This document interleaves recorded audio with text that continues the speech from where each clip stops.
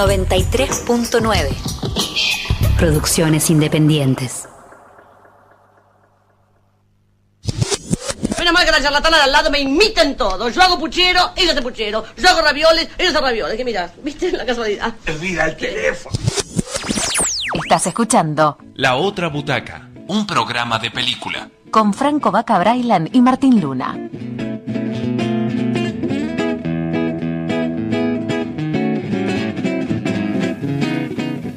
Seguimos en La Otra Butaca, bloque número ¿cuánto, Martín Luna? 78. Bloque número 78. Y es momento de teatro, momento de Lop y el teatro. Momento de entrevista aquí. ¿Con quién estamos? Con la señorita, no tenemos el gusto, ya la embarré, ya empecé. No, Gabriela Ramos, directora. Ahí está, muy bien. Bienvenida a La Otra Butaca. Bienvenida, directora de la obra. Todos los ojos miran a las águilas. Es un nombre complejo que me gusta, pero vos sabés que no lo puedo... no lo puedo retener. Igual hoy está mal usted. Sí, hoy la verdad que estoy Hoy, perdonado. sí, hoy estoy perdonado con un dolor de muela tremendo. Bueno, la verdad que tuvimos el gusto de ver la obra el viernes pasado, fuimos, ¿no? Correcto. Y la verdad muy buena, queríamos saber, bueno, ya tu impresión acerca de la obra, mientras llega el agüita que le trae Florencia Dima. Muy bien, ahí acomodando el agua. Tu reflexión acerca de esta obra, que la verdad que es muy compleja, muy profunda y que tiene unas actuaciones, la verdad, notables, extraordinarias. Uh-huh. Bueno, muchas gracias primero por el espacio, la invitación, por compartirlo. Y bueno, nada mejor que les haya gustado. Realmente sí, es un trabajo bastante complejo, como bien decías. Nos ha llevado 1 año y medio de trabajo, de elaboración, de búsqueda, de construcción. Es una obra que se sustenta sobre las actuaciones, justamente, uh-huh. Entonces hay mucho trabajo ahí por parte de los actores y de todo el equipo, tanto de dirección como de actuación, porque, confiamos en eso, en que se sostiene en base a la actuación. Entonces, bueno, fueron 1 año y medio de 2 veces por semana de ensayo de 4 horas, trabajando muy puntuales con cada uno de ellos, y con el potencial que de por sí ya tienen ellos como actores, o sea, uh-huh. Los 3 tienen un lenguaje muy distinto y sin embargo se acomodaron, uh-huh. Unieron y son como casi una tropilla imparable cuando se ponen ahí arriba del escenario, ¿no? ¿Cómo fue el proceso de adaptación sobre el poema justamente de Shakespeare, el cual está basado en la violación de Lucrecia, verdad? Sí, exactamente. ¿Cómo fue el proceso de adaptación de llevarlo ya a una obra de teatro con este diálogo, como estábamos diciendo, ya un texto bastante complejo? Claro, eso fue una de las primeras problemáticas, digamos, abordar, porque bueno, es un texto literario, entonces uh-huh, claro. Llevarlo al teatro ya era un desafío, porque particularmente es un texto que a mí me gustaba mucho, que me parecía muy interesante, muy vigente y a su vez muy universal, porque también hablamos de una Lucrecia, pero en el poema hacemos referencia a una mujer, pero en realidad empecé a ver que el tema era mucho más amplio. Podemos hablar del alma, podemos hablar de política, podemos hablar de poder, podemos hablar de Lucrecia representa muchas cosas más. Sí. Entonces, en ese periodo de adaptación, leyendo y releyendo el poema a ver cómo podía llevarlo a lo teatral, me di cuenta que en realidad lo que más me generaba intriga era cómo se había llegado a esa situación, cómo Tarquino había llegado a violar a esa mujer. Entonces me di cuenta, o por lo menos leyendo el final del poema, se despertó la idea de que en realidad todo el conflicto partía de esa reunión de hombres, esa reunión previa, en donde, bueno, que hizo que Colatino, el esposo de Lucrecia, pusiera en evidencia sus virtudes, porque si no quizás Tarquino nunca se hubiese enterado de sus uh-huh. virtudes y quizás nunca se hubiese despertado esa curiosidad por ir hacia la casa de Lucrecia a conocerla y entonces a partir de ahí dije, bueno, lo interesante es abordar esa reunión de hombres. ¿Qué pasa en esa reunión de hombres? ¿Cuánto te llevó el tiempo de adaptación? ¿Cuánto tiempo estuviste escribiendo esto? Y es un promedio de 2 años más o menos. Una parte previa a los ensayos. Escrituras también. Sí. Y mucho análisis también. Uh-huh. Porque también me encontré con el material de Shakespeare en sí, que es muy potente y que es multiplicador. Entonces, en todas sus obras había material uh-huh. para justamente construir esta nueva obra. de repente en la obra van a escuchar o van a ver textos que son de Yago, por ejemplo, que son maravillosos y que son increíbles, como las mujeres son pinturas fuera de casa, gatas de montes en la cocina, haraganas en la economía doméstica. Eso es un texto de Yago que me pareció maravilloso dentro del estudio de ver cómo funcionaban estos personajes masculinos en relación al universo femenino. Me empecé a encontrar con textos multiplicadores de todas las obras de Shakespeare.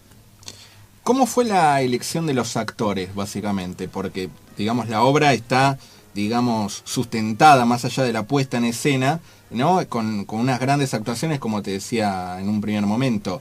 ¿Cómo llegaste a ellos? Bueno, con Fernando González, que es el nene Garibaldi, y con Claudio Morales. Que de nene no tiene nada. De nene no tiene nada, absolutamente. Hubo un momento... No vamos a contar mucho. Yo recién le estaba contando a ella, fuera del aire, sí, que me dio miedo. Tuve miedo. Hay una parte que tira la mesa en ese contexto, el juego de luces, que uno se siente como que está... Quiero irme, ¿no? Quiero ir. Atención. En un momento uno dice que no mire para... ¿no? Que no nos mire, que no me mire. Que no me elija. que no mire para esa cuarta pared, ¿no? Como dicen. No, sí. Pero, bueno, ¿cómo llegaste a ellos?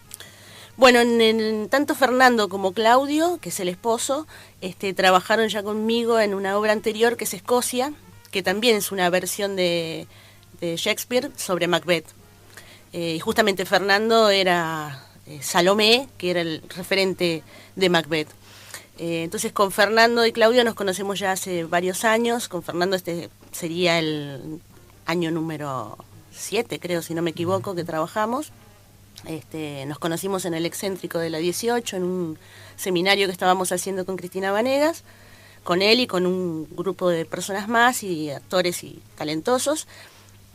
Ahí encaramos el proyecto de Escocia y bueno, ahora cuando se dio la posibilidad de este trabajo, que inclusive era paralelo, este trabajo de Lucrecia con las funciones de Escocia que estábamos haciendo, no dudé en que él era el actor, porque tiene un potencial tremendo, es un actor que ojalá mucha gente pueda verlo, y muchos directores también puedan verlos, porque el potencial que tiene como actor es tremendo. Mismo en la obra tiene mucha versatilidad también, el mismo personaje, tiene como dos caracteres opuestos en cierto momento, de mucha tensión y después como que baja bastante y como que parecen dos personas al mismo tiempo. Sí, porque en eso también trabajamos mucho con los tres actores, porque queríamos y nos interesaba alejarnos del preconcepto, de que por qué representar digamos, la tarea difícil de representar a un violador, la tarea de representar a dos amigos de los cuales hay una traición de por medio, representar también a un actor, a un personaje como es el de Bruto, por ejemplo, que es el tercer personaje, que también está muy presente en la obra de Shakespeare y que justamente se infiltra para derrocar ese poder de ese rey. Entonces se hace pasar por bruto, por tonto, pero en realidad no tiene nada. Entonces nos interesaba eso, hacer como una actuación más universal en donde sea realmente el espectador el que tome partido y una decisión sobre lo que ve, sobre lo que acepta, sobre lo que no, y no nosotros establecer un preconcepto de este es el malo, este es el bueno, está bien, digo, como pasa con la humanidad, ¿no? Me parece que ahí está la vigencia, en poder entender que hay algo universal en el ser humano que no lo hace ni bueno ni malo, y mucho menos con un texto de Shakespeare que es anterior a la culpa, ¿no? Sí. Ahora, hablando, bueno, del texto de Shakespeare, y quería preguntarte si la obra gira, digamos, en un contexto atemporal. Como que uno no ve en qué época es. Sé que la historia gira alrededor del 500 a.C., que hay un conflicto entre los romanos y los etruscos. Sí. Pero la obra yo no la veo, digamos, como que está inserta en ese marco histórico, sino como que puede ser de cualquier momento, más allá de del vestuario en sí. Sí. Bueno, eso también nos interesó mucho y tiene que ver con este carácter universal que hablábamos recién, que es, bueno, tomamos como punto de partida ese universo barroco, si se quiere decir, y a partir de ahí trasladarlo de manera tal que la teatralidad sea la que construye el espacio escénico y temporal. Entonces, bien puede ser por momentos la obra, inclusive por lenguaje, bien puede ser, no sé, el camarín de un vestuario, bien puede ser el asado en la casa de un amigo, o aquel famoso encuentro, digamos, donde los hombres estaban aparapetados allí en una especie de guerra, sí, de búnker, digamos, por llamarlo así. A mí me dio más esa sensación más de búnker, de estar como ahí encerrados y a ver qué afuera qué pasa, qué es lo que tenemos que hacer afuera. Sí, también un poco lo que pasa, digamos, con el individuo en nuestra propia cabeza también, ¿no? O sea, encerrados ahí en nuestros pensamientos, accionando y pensando y explotando y estallando, conteniendo, y afuera están pasando otras cosas y bueno, ¿qué dejamos fugar, ¿no? ¿Qué pensamientos, qué acciones dejamos fugar también? ¿Cuánto hay de improvisación en la obra? O sea, no te digo ya desde el texto, pero sino tal vez de las acciones de los personajes o qué tal vez ellos te pudieron sugerir como para sentirse más cómodos con el tema del texto.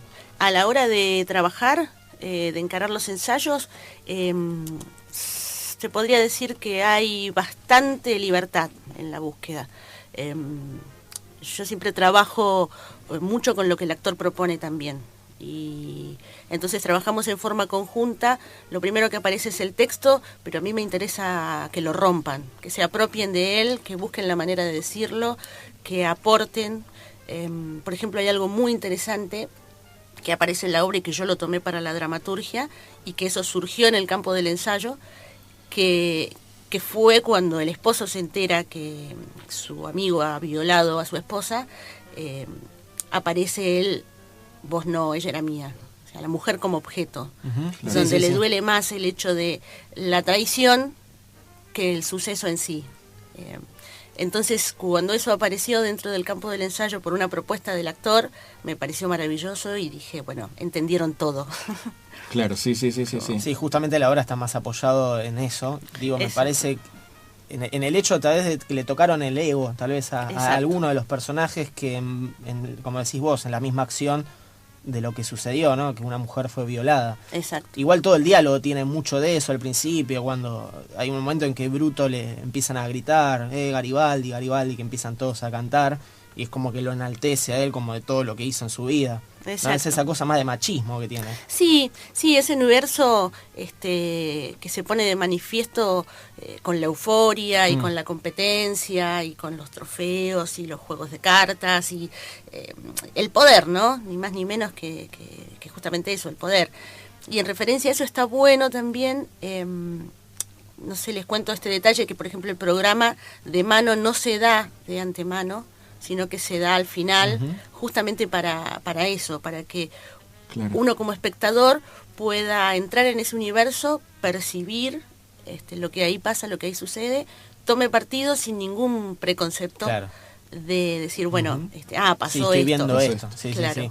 Y también hay una búsqueda intensa de hacer sentir al espectador que esté ahí, que esté en el medio de ellos. No vamos a contar por qué, así el que vaya a verla se sigue sorprendiendo, pero no es una, digamos, uno no va a ver una obra y se sienta de una manera y empieza a abrir el telón, ¿no? Hay una búsqueda también ahí, ¿no? Sí, porque hay parte de ese interés de jugar con esa teatralidad, que es que todo sea un elemento teatral, que convoque al juego y que convoque a poner al espectador justamente en el jaque de tener que elegir, tener que tomar partido, tener que involucrarse, tener que decidir. Esto que vos decías hace un rato, por momentos me quería ir, está buenísimo. Y saber qué pasa si me quiero ir, ¿qué hago? Claro. ¿Me puedo ir? No en el sentido de irme por favor, aclaremos. Claro, aclaremos, ¿no? Porque si la no obra... quedo yo no offside, ¿viste? Me quedo mal. No, en el sentido de que es impactante, entonces uno se siente como... hay ciertos momentos muy tensionantes. Claro. Bueno, hay una escena, hay un momento en el cual el personaje justamente de Garibaldi está como con una mesa, como que va levantando la mesa y la va acercando, y te genera un clima de tensión en el cual, y aparte de lo que decíamos, que no me mire. Que no me mire. Que no me mire con esa mesa así, porque sí, me quiero levantar y quiero llamar a mi vieja. Claro, es así. Quiero llamar a mi mamá. Muy bien, muy bien, me lo imaginé. Otra cosa que noté mucho es, hay muchas acciones de los personajes todo el tiempo, o sea, no hay ningún momento en que los personajes no hagan nada más que, digamos, hablar, o sea, hablan y siempre tienen una acción.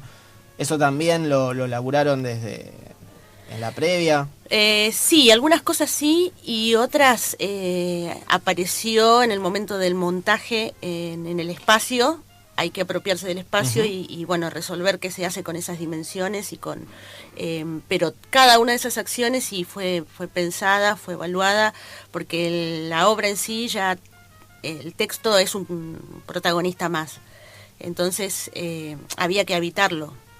Y justamente la búsqueda era eso, habitarlo con acciones concretas y que muchas veces estaban propuestas desde los actores. La gran mayoría en realidad son propuestas actorales. La diferencia es que a veces los actores son conscientes de esa propuesta y otras veces uno las ve desde afuera y las toma, pero porque también el actor ya las está proponiendo. Bueno, la verdad es una obra impecable de que principio. Hay que ir a ver, como siempre decimos. Por supuesto. No le decimos, lo invitamos a nuestros oyentes, porque si no la entrada la tenemos que pagar nosotros. Que vayan y pongan la plata, porque es una obra que apoyen, por supuesto, como decimos siempre, al teatro y al cine nacional. Y la verdad, bueno, Gabriela, te agradecemos por haber venido a La Otra Butaca. Invitar a la gente, decirle dónde te pueden ir a ver, dónde pueden ir a ver la obra. Teatro del Borde, ¿no? Teatro del Borde, sí. Eso quiero aclarar también que es un espacio muy interesante al cual asistir y acercarse también como artista, porque la verdad que es gente que abre un espacio, que comparte, que ve nuevos proyectos, que genera teatro. Entonces es muy interesante saber que existen esos espacios, así que por un lado le digo a los artistas que se acerquen a ese espacio, porque la verdad es un lujo trabajar con esa gente también, ese tipo de gente. Y al público, bueno, estamos en Teatro del Borde, Chile 630, todos los viernes a las 20:30 horas. Somos muy puntuales y en eso hacemos mucho hincapié, porque detrás nuestro también viene otro espectáculo de otros compañeros que bueno, nada, tratamos de ser lo más respetuosos posibles para dejarles el espacio con el desarmado y demás para que ellos puedan arrancar a tiempo.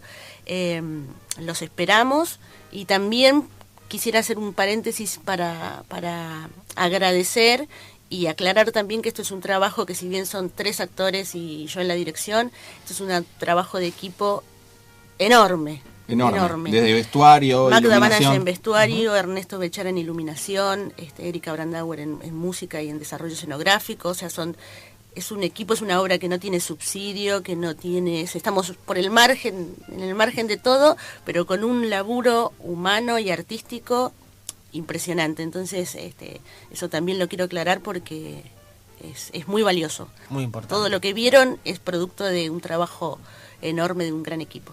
Bueno, felicitaciones. Muchas gracias a ustedes por invitarnos. Bueno, pasó Gabriela Ramos, directora de la obra Todos los ojos miran a las águilas. Vamos a un pequeño corte y volvemos con La Otra Butaca. 93.9